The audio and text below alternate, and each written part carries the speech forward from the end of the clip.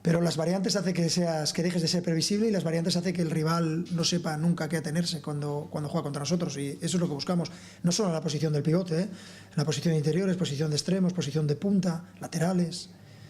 Buscamos un poco, aparte de que sepan que vamos a intentar tener el balón, por supuesto, ser un equipo lo más imprevisible para el rival posible. Es la primera vez que me voy a enfrentar al Barça como entrenador o como jugador, después de mi etapa barcelonista, y muy especial. Será diferente. Quiero que gane el Celta, más que pierda el Barcelona, quiero que gane el Celta.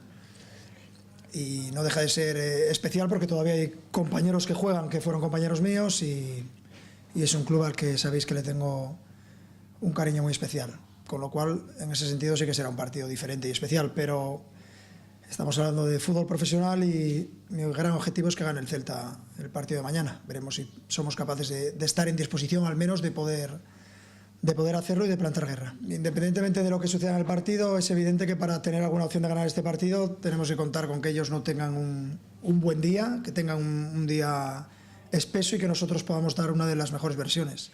Pero nosotros planteamos el partido siempre con la idea de ser competitivos, de estar en disposición en algún momento de poder hacer daño al rival y de poder llevar los 3 puntos. Si no, no tendría ningún sentido ya ni preparar el partido. El fútbol es tan caprichoso que te puede dar la oportunidad de tener opciones de ganarle al mejor equipo ahora mismo de la categoría. El calendario del Barça es un calendario muchísimo más cargado que el nuestro. Es normal que existan esas rotaciones lógicas, y a día de hoy creo que siguen haciendo o han hecho rotaciones, no creo, lo sé, desde que ha iniciado la Liga, y han ganado todos los partidos menos uno que han empatado.